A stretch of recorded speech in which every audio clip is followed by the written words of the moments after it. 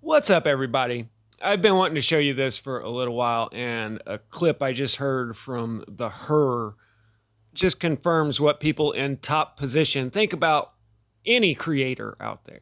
They have a limit on every channel, no matter what your topic is. So I'm going to start out with this. I stumbled across this video and saw 400,000 views, thought, wow, this must be really good. So I click on the Spy Kitten TV here, and nothing bad against them. It's just a pretty run-of-the-mill basic information video. It's low quality audio, just talking into a cell phone, and it's really just a typical old school truth video. Nothing special about it, but it got 400,000 views. So then I look into their channel. 1.6 million, 1.5 million, 1.4, 0.8. Wow, that's killing it. Then we go to 4.4, 9.5. I mean, these are just insane numbers by our standard of thinking today. I think I've only got 3 or 4 million views for my entire career here. And then 10 million on a Lady Gaga video, and Beyonce 14 million views. So what the hell is going on here? Well, I mean, that's incredible. Well, I'll tell you exactly what's going on, and it shouldn't be that incredible. When I get the time, I'm going to explain the coup that's been taking place for 30 years now. But the way the plan was supposed to go was HRC was supposed to win in 2016. They had all of their players in place all around the world. They had just staged a coup in Ukraine, installed their Zalipsync puppet, bought up all the energy companies, and they were about to get filthy rich. Also, you guys remember the real life Fast and Furious? They were shipping lead ejectors south of the gate and equipping the banditos for the kind of stuff that we're seeing in Aurora right now. I'd say that the great toilet paper crisis was set for 2017, 2018. Now, you can say whatever you want about the tycoon, but I don't believe he's in that very small clique that has been, basically in control for 30 years here. And there's not very many people at the top. I mean, look at the last two choices that they've put up. One had to stay in the basement, and the other can't even get in front of a camera. I mean, she can't even look good in an edited video. Anyway, it makes no sense that they had all of their chess pieces in place in 2016, and then the tycoon comes in, and I mean, you can see the results of what happened. We're out of the Paris Climate Accord at that time.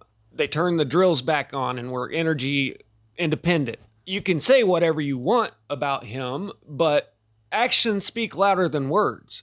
And the simple fact is, he reversed a lot of the things that had been done up to that point for this internationalism. So yeah, the guy's got people that he has to placate or face the consequences, but he's not a straight up weft puppet like everybody else that was in place. So 2016 really screwed everything up for them. There was a Tucker interview not too long ago, and it was this high up guy. I don't remember what his title was, but he was explaining how in 2016, they finally figured out that social media was outpacing legacy media. Well, this was when all of the purges started on YT.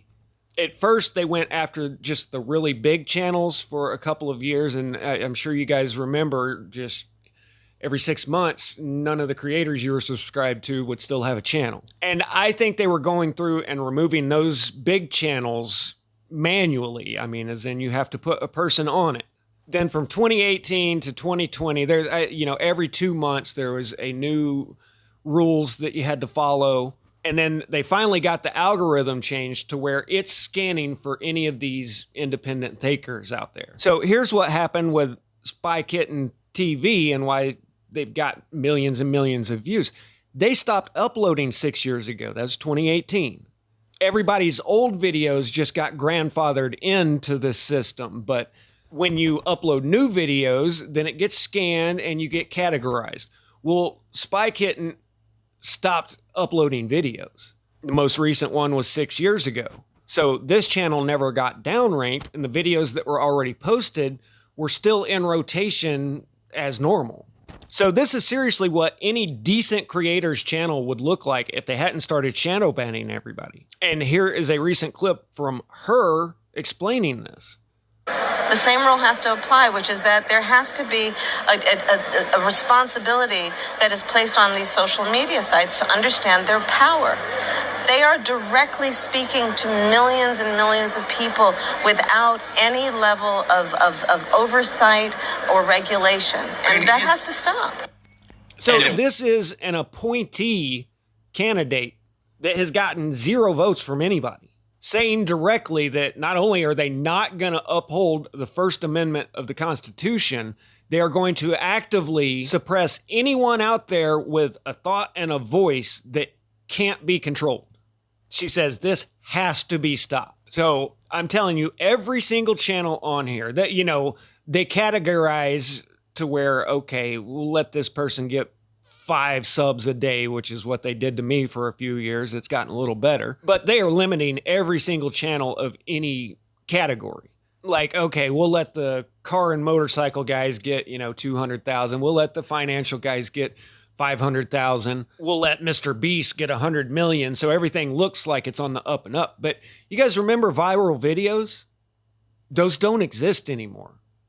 If anything comes out and gets 1 million or 2 views overnight, somebody goes and checks on it and sees what's going on. Now, there's starting to be antitrust lawsuits, and even the Zuck wrote a letter saying that he was coerced back in 2020 to downrank some information and promote others. So that honestly makes me think that there's something in the works that he is afraid of. He seemed all too happy to play ball at the time, but I don't think that there's any way possible that they'll ever go back to the old algo and just let the merits of a video dictate how many people see it. I mean, you guys remember how it used to be. If somebody put out a really good video, then everybody saw it, but not anymore. And the financial fraud that has taken place over this is just astronomical. They've screwed creators out of billions. They ruined hundreds of thousands of people's lives. The creators that built this platform, people that had been making a good living on here for a decade and then just completely got rug pulled. There is no other industry on earth that would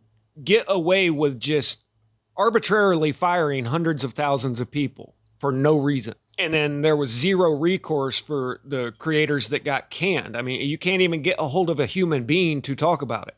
But yeah, in the one honest statement that this woman has made in the last 10 years, she says straight up, we cannot let someone get millions of views that is not under our control.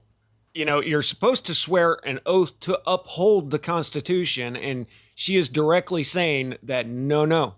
The First Amendment is wrong, and we have to censor people because you can't have millions of people all thinking the same thing unless we tell them to think it. And she's part of that little affiliation that coordinated to get the thumbs down button removed. We can't have millions of people all agreeing that this is absolute BS that they're trying to sell us here.